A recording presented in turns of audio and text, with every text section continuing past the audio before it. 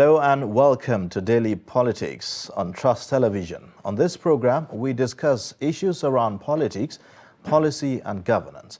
I am Ayuba Ilya. First, let's start with the news making headline. The People's Democratic Party presidential flag bearer, Atiku Abubakar, has picked Delta State Governor Ifeanyi Okowa as his running mate ahead of the 2023 presidential election. Addressing members of the Board of Trustees at the party headquarters on Thursday, Atiku said he consulted with all organs of the party.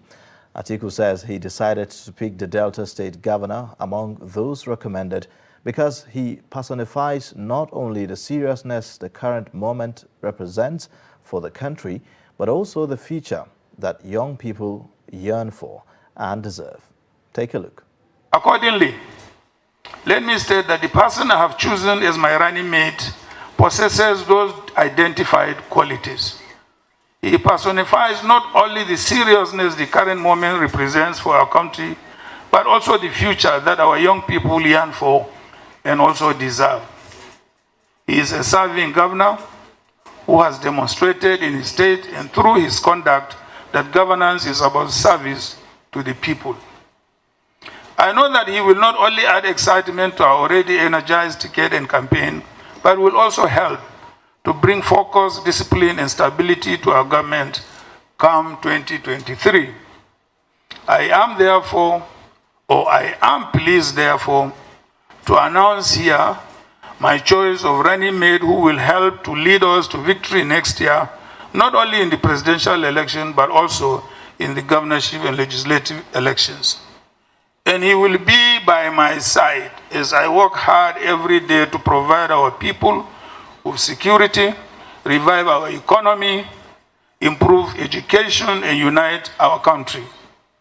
He has both legislative and executive experiences. Your Excellencies, distinguished ladies and gentlemen, please join me in welcoming to the ticket the next Vice President of the Federal Republic of Nigeria, His Excellency Governor Ifeanyi Okowa.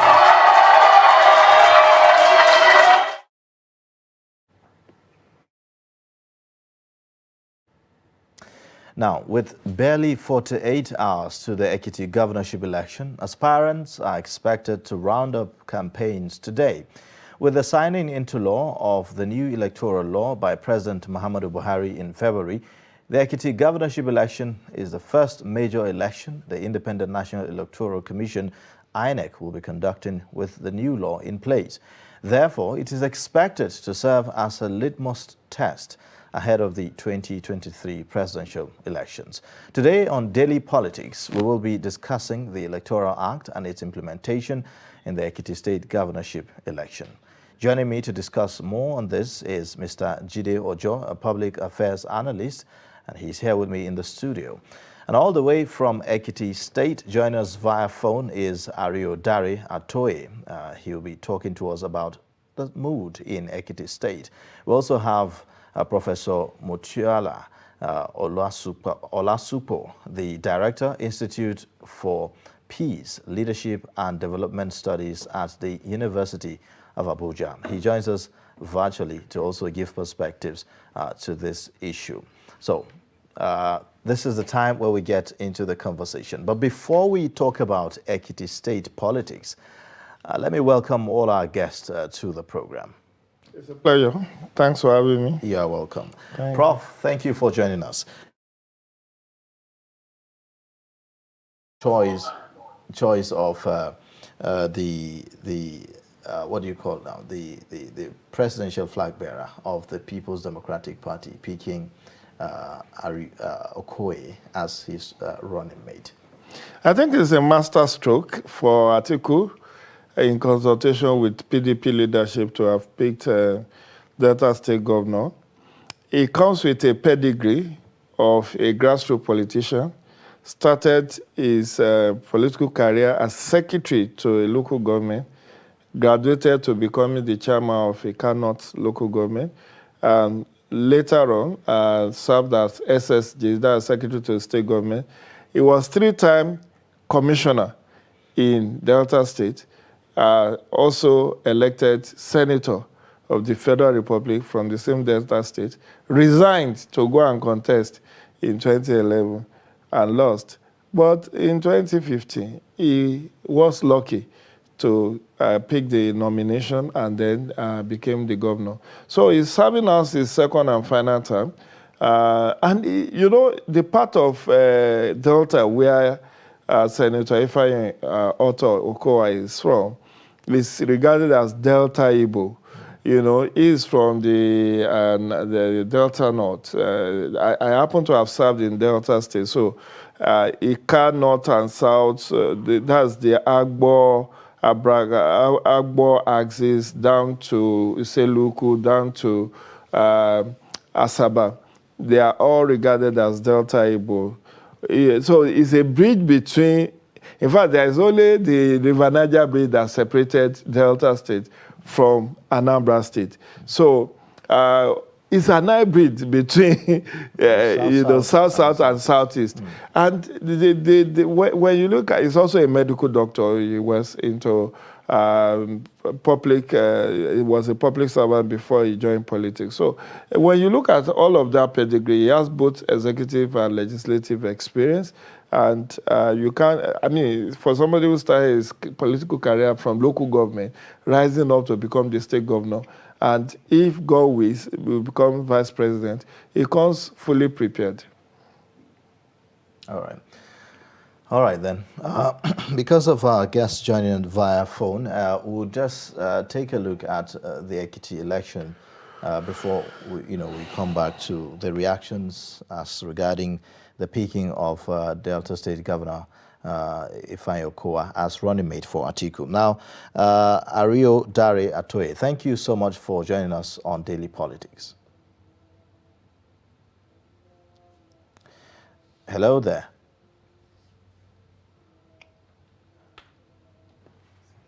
Hello.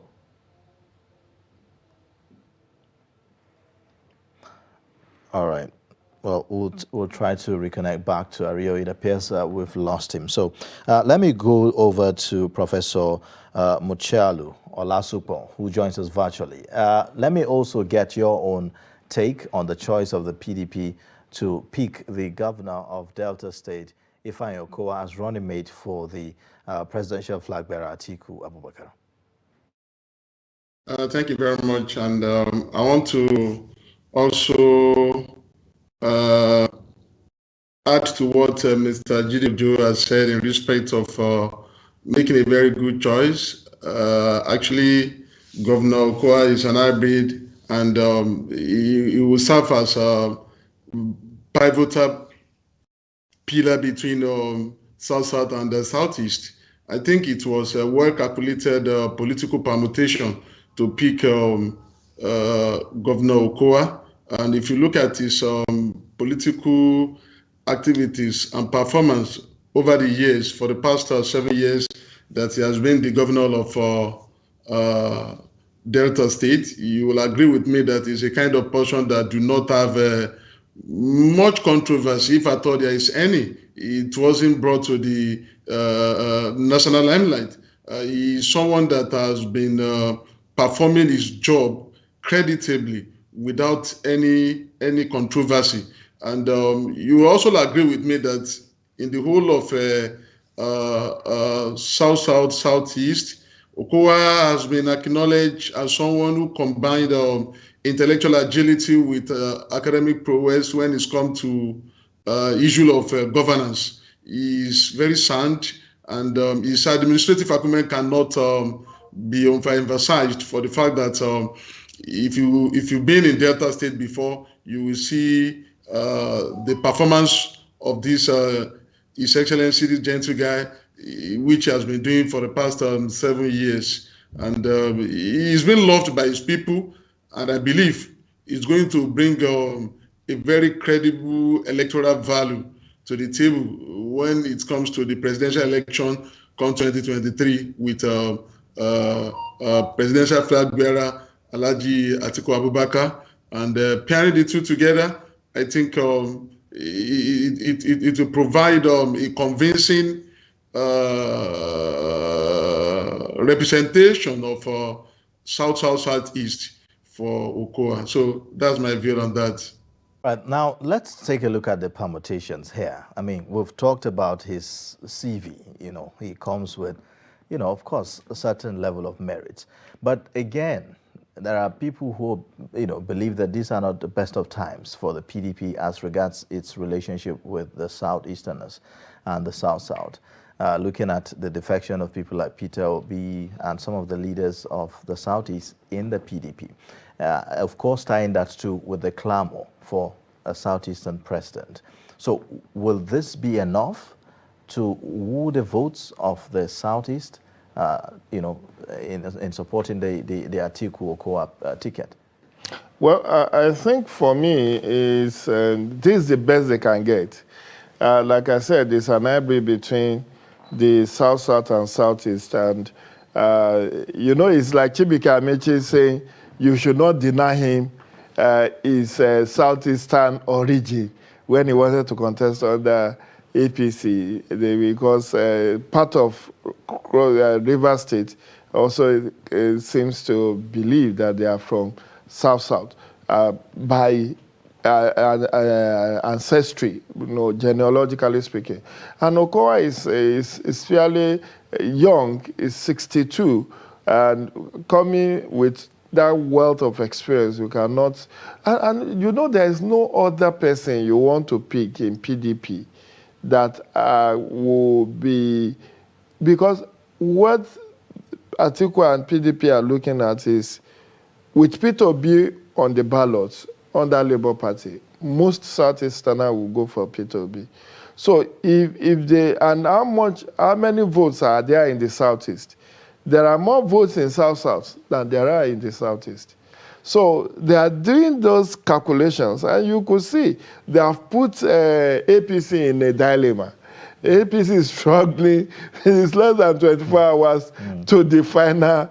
By 6 p.m. tomorrow, they have to submit names of the name of the running mate to Asiwaju Bola Ahmed Tinubu. And they are finding that and the Christianity of Okowa is also an additional factor. He's a Christian from South, but with a touch of Southeastern Igbo origin, and then in terms of administrative acumen, he has it. In terms of academic qualification, in terms of wealth of experience, in terms of legislative and executive experience. He has all of those. So you don't get them better than that. And he's a perfect gentleman. He's somebody that will not rock the boat. Somebody that will not give to Rakadam. He's not in question. He's not in question. So, so he's somebody who is teachable, who is amenable, who is ready to be, give 100% loyalty to Atiku in the event of their winning the presidency. All right, now we've gotten Ario Daria Atoye back via phone. If you're there, Ario, well, let me just get a few words from you with regards to your own, take on the decision of the PDP to pick, Ifeanyi Okowa. Well, I think both parties, the legacy parties, PDP and APC, are in a very difficult position to pick a suitable VP candidate. First, both elected candidates that also made the situation a bit difficult. People had expected that the PDP was going to go southward. The APC did southward and picked Tinubu, who's a Muslim, who will need to find a balance in the north and may likely do a Muslim ticket. And the PDP now, probably maybe they have to actually look within and search deeply.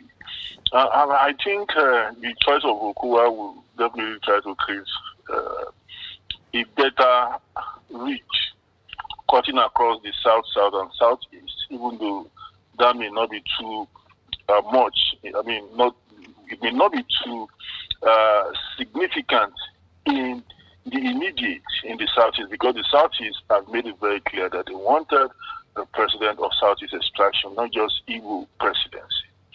The southeast extraction. Okowa is Ifeanyi. And he is a governor of a unique state, a state that I would always like to call the melting point of the southern Nigeria, in the sense that in Delta you have the southwest, in Delta you have the south-south, in Delta you have the southeast. What that means is that you have the Jaws and all of that, you have the Igbos and all of that, and even you have the Yorubas. There are people in the Delta that you think they are from maybe Ondo State and thereabouts. So it's a unique state. So probably any government that's able to govern well and utilize the reach, the cultural reach, traditional reach of Delta, you're able to reach out to other ethnic groups within the entire southern hemisphere. Right. So I also think that, just like my brother in the studio said, it's a calm and a gentleman, probably will be able to give Atiku that political balance. But look, it's not going to stop at that.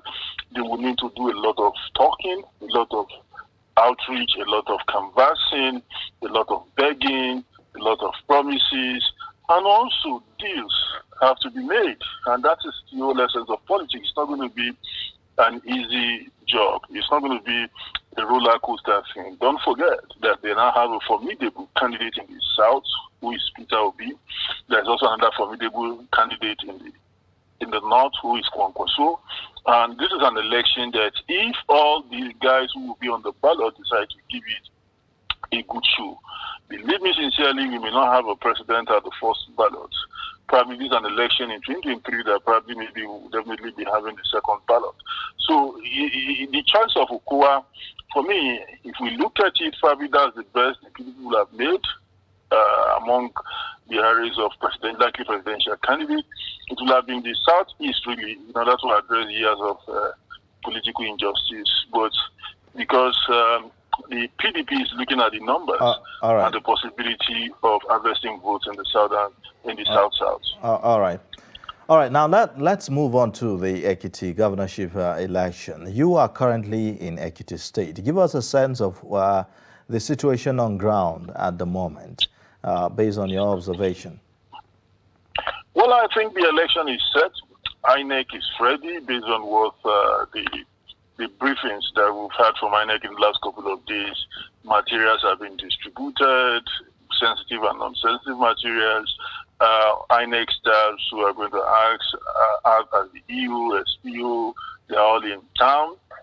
And I think the gladiators ended their campaign midnight today. And the SDP had a mega rally in the state because this campaign, I want to say that is a two-horse race. Unfortunately for the PDP will not be having a good showing in this election. This is an election between the SDP and the APC. And no thanks to how some of the leaders of the PDP have mismanaged the fortune of the PDP in this election. And also for you to know, if anybody is in doubt about what I'm saying, PDP didn't organize any mega rally. The party set up a committee of about 80 people last Friday, but it was not activated because the party had already given up on the state. Wadata is aware that they are not going to win, and they will not be having a good showing in this election because, number one, they fielded a weak candidate, and apart from that, the entire process was mismanaged by a leader of the party, which I will not want to mention, in the state. And so the PDP will not be having a good showing. It's going to be, it is SDP versus APC showing. And tension that was also rising the last couple of days. I think the security agencies have succeeded in bringing down the tension. All right, Ario, you know, this is the first election that will be conducted under the new Electoral Act. So in terms of deployment of INEC, in terms of deployment of materials, what is INEC doing differently this time around? For instance, INEC is expected to provide, brailles, large embossed prints, electronic devices, sign language interpretation for those who are physically challenged. So there is that special consideration as provided by the new electoral law. With respect to that, what has, if you just take that as an instance, is there any difference in deployment? Well, in fact, what is going to be the difference in deployment is INEC had made it very clear that they were not going to take the sensitive materials to the CBN. I think they've done that. The sensitive materials are already in. So unlike before where the sensitive material were stored in the CBN and later distributed, rather the sensitive material were brought directly to the airport, Akure, from there to Ado-Ekiti, and forward distribution to the local governments, and that's to the RAC centers across the states and all of that. So I have not seen the sensitive materials myself. I've not cited them, but I think based on what INEC told us in several briefings, and I think they've made it very clear that they are properly prepared, better than before. They've learned from their mistakes. We're going to witness an improvement compared to what we saw in Anambra and some of the by-elections. So we believe that INEC should be able to do better. The benefit of the new electorate is that it's going to rekindle the confidence in Nigerians that their vote will count. There will be a lot of benefit in terms of what the Electoral Act brings into this. For instance, the penalties for vote buyers, for instance, the issue of the fact that if any election is declared under duress, there is a 7 days window for the review of such a result, and that gives INEC that power to be able to reject or accept a result. But when it comes to the issue of election transmission of results, don't forget, INEC had started that. The BVAS was already in operation. The only difference now is that if there is any dispute arising from this election, the online result will be a valid document, a valid evidence before the court. Unlike before the Electoral Act was signed, if there had been dispute in Anambra or Edo on those states, there would have been an opportunity to rely on the result transmitted online. So that's the massive difference. So the online now has become a legal requirement. There is a legal validation of the online transmission of the result, and also some of the timetables and all of that this new law has permitted. We will start seeing that with the conduct of the 2023 general election, which has started. Okay, Ario. But for Ekiti. All right. Yes. All right. Thank you. Let me just get more perspectives, from other guests here that we have. We have Professor Muchiola. He is Professor Muchiola Olasupo joining us virtually. Now, are you? What's your take on this new arrangement by INEC not to warehouse the materials with the CBN, but moving it directly to the location of the election all the way from the federal capital? Is there anything to worry about there? There shouldn't be. I think I want to give kudos to INEC for taking that decision of being in charge completely without necessarily relying on any other agency to carry out its constitutional responsibility of conducting election. So to me, I don't see any problem with that. And the decision will enable INEC to not to have any excuse of providing the election materials at the appropriate time. To me, it's a decision that INEC has taken. And this is what we need to improve on. Let INEC be in total control of all its materials without necessarily putting the blame, so that whenever there's any issue, we know where we are going to direct our complaint to.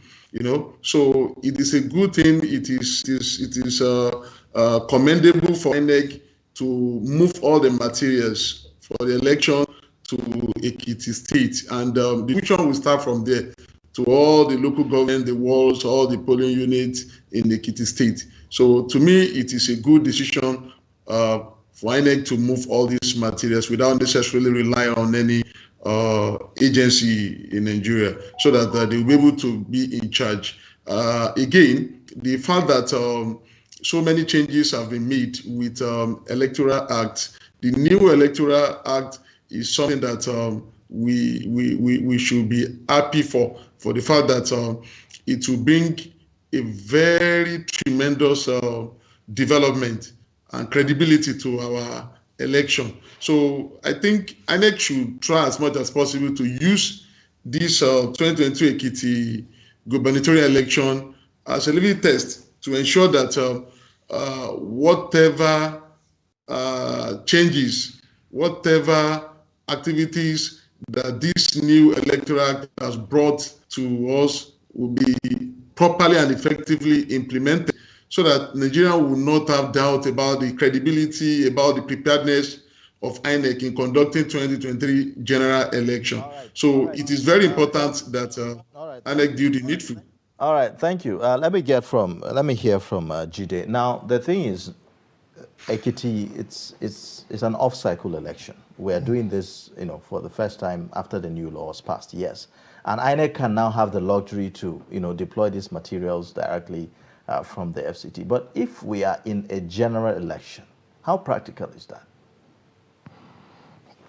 How impracticable is that? I may want to ask. It's quite practicable. You see, election is about trust.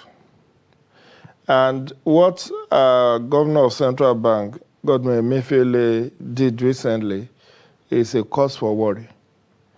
I know enough about INEC activities to tell you that the reason why the Commission does not print sensitive election materials at the Nigerian Minting and Printing Company here in Abuja for general election is because of trust.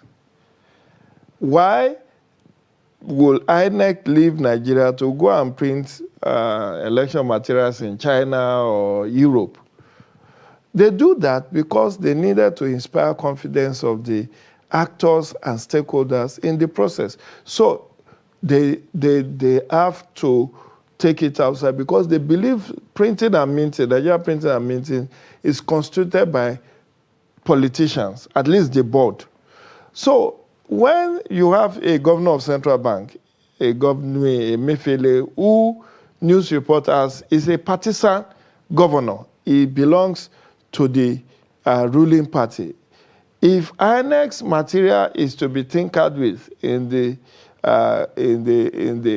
coffers or in the vault of central bank, people will say, oh, they have started rigging for APC because they have the privilege of having that material being kept there. So that's why, in order to, they said, like Caesar's wife, you have to be above board. Don't just say it, let people see, which is what is also said in law, that justice must not only be done, but justice must be seen to have been done. So it is just to inspire confidence that INEC said, okay, wait, now we have confirmation that just one man who heads this central bank is a partisan. Let it not be a ground for people to doubt the integrity and the transparency of the commission. So we need to put that at the back of our minds. All right. Now, before we proceed, we'll take a short breather now, and then when we come back, the program will continue. Please stay with us.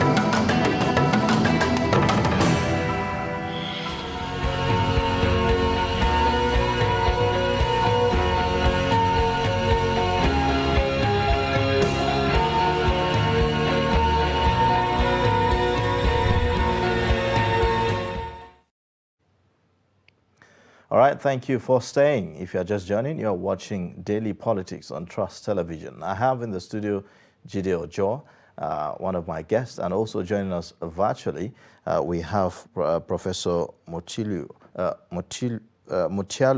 Olasupo, and also joining us via phone is Ario Dari Atoe.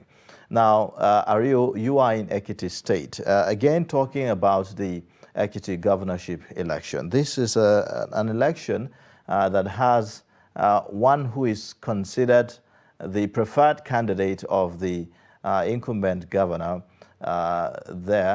talking about Kayode Fayemi. And then that candidate, we're talking about the APC candidate, Biodun Oyebanji, who was the former secretary to the state government in the state. With regards to the new electoral law, it is expected that all political appointees resign, of course, and before vying for any office, which I believe that has been done. And now, would you say that that would be enough to deal with the issues of, having a level playing ground for all the aspirants in this election? About 16 of them, but at least we know that we have 3 to 4 major ones.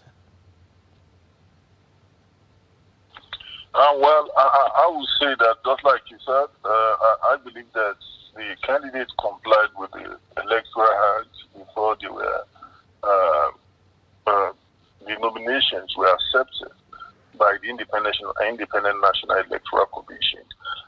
Now that the race is on, I also believe that they must have cleared all necessary orders regarding the issue of the Electoral Act. Definitely there were issues. The opponents, the Electoral Act has now confined the power to challenge to candidates that participate in the process or aspirants that participate in the process. And I believe that if there are mistakes or infractions or anomalies here and there, the candidates or the aspirants at the primary level will definitely be in a good position to challenge, just like the candidate of the APC. There are cases in court, and just today, there were rumors that there was a ruling that was against the candidate of the APC, but I think the APC has issued a statement debunking that. There have been a lot of rumors here. The rumor was carried against the candidate of the SDP that he has considered and listened to Asiwaju Bola Ahmed Tinubu and considered to the APC. This is, we're definitely hoping to see more now that we are getting to the final hours leading to the election on Saturday. So definitely there will be a lot of rumors, a lot of concussion and all of that. So hopefully the people will be able to make their choice, and hopefully the security agencies will live up to expectations to ensure that we conduct this election freely, fairly, and without any hiccup or talking. In the last 1 week, the tension has been very high because of an incident that happened in one of the local areas in Itachi. But I think the soldiers and the other security agencies moved in and were able to quell the uprising. And now that we have a reasonable, peaceful atmosphere.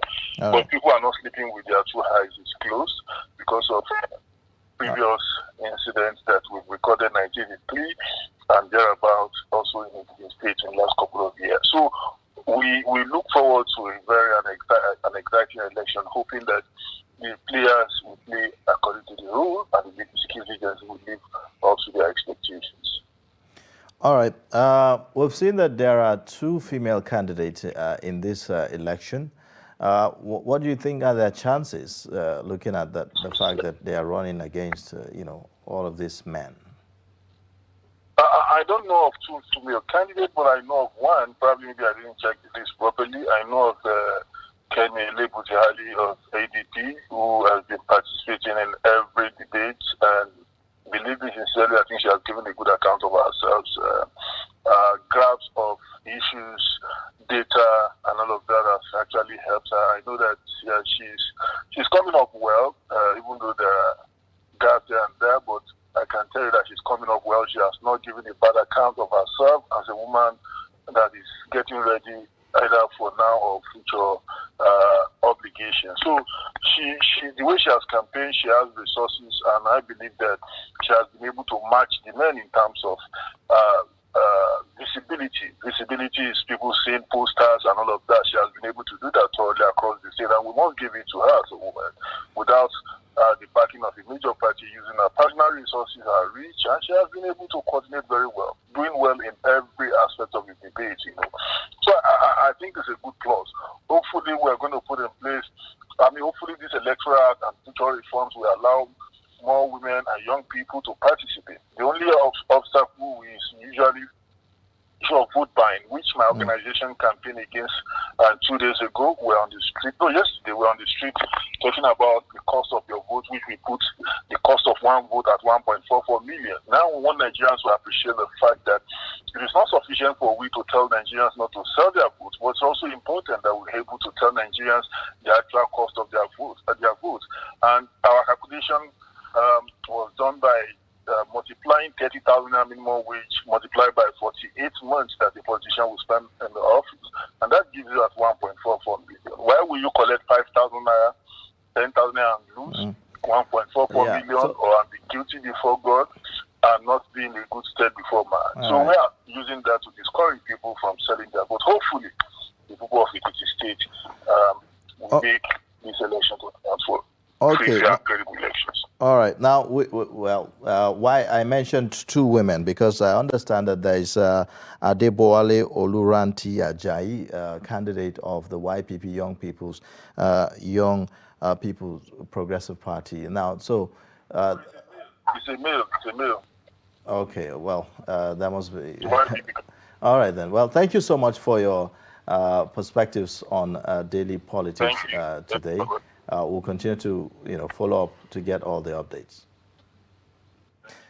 All right, now, Mr. Jide, well, quite a number of issues going on, really, in Ekiti State, with the, favorite, or I would say the candidate of the incumbent governor. What are the odds against the other aspirants in this election?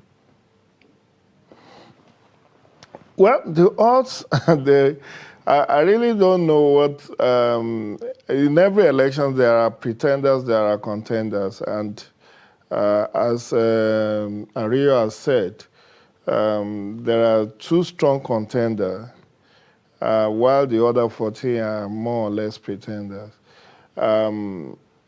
Many media profiles says there are three contenders, that's the PDP, APC, and SDP candidates.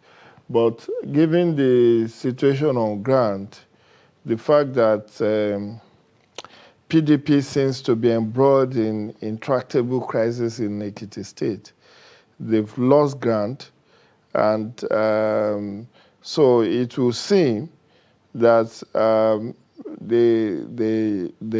the brightest chances of the two are that of SDP former Governor Segun Oni, and the protege of the outgoing governor, John Kayode Fayemi, that's Biodun Oyebanji, who happens to be, I think, his chief of staff or SSG, before he resigned to contest.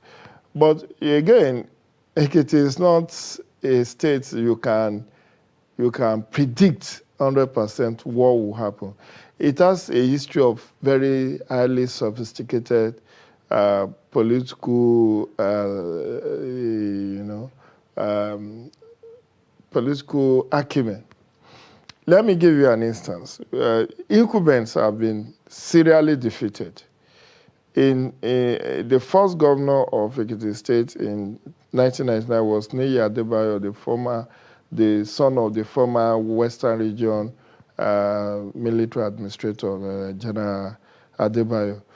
Well, it didn't last beyond one term before Ayodele Fayose defeated him in 2003. Now, the same Ayodele Fayose was to later in 2014 defeat incumbent John Kayode Fayemi as an incumbent, who is on the throne. And so if the protege of Kayode Fayemi, that's Biodun Oyebanji, is defeated on Saturday, it will not come to me as a surprise. And what I've also noticed is that each former governor, though they didn't succeed themselves, but they have a way of coming back to do second term.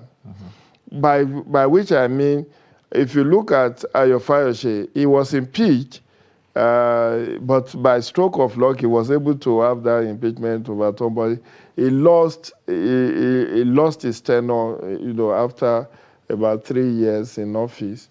He was impeached in 2006, and somebody served the remainder of his term. I think his deputy. But the same Fayose that was, removed from office was to come back in 2014 to defeat an incumbent. In fact, he roundly defeated John Kayode Fayemi that even in Kayode Fayemi's local government, he lost it. The 16 local governments went to Fayose. Then you also have Kayode Fayemi himself, who was roundly defeated in 2014, coming back in 2018 from being a minister of solid mineral, resigned and then went into that contest and roundly defeated another incumbent. Of course, a protege of your Fayose, that's Professor Eleka, who was his the one who was a deputy governor and was being backed by Fayose. So it's something. And then Olusegun Oni himself was also a governor, and then now he's. No, that's why I'm saying the odds favor Segun Oni now, because now that it's a straight fight between Biodun Oyebanji, who is an SSG, and who, Kayode Fayemi has become a lame dog. He's serving out his second and final term. So Segun Oni is a former governor and is well loved by the people. But you may say, oh, he's running under a party that is not really very popular, which is SDP, because SDP is not that popular in the Southwest. But, I mean, in neighboring Ondo State, Mimiko resigned as Minister of the Federal Republic, and less than 3 months, he resigned and went into state politics and defeated an incumbent Olusegun Agagu to become governor under Labour Party, which was not even also a popular party in the Southwest then. So anything can happen. All right, let's get thoughts from Prof, who is joining us virtually. Now, Prof, what are your expectations, from the, in this governorship election in Ekiti State as regards the outcome and as regards how the new electoral law will have an impact on this?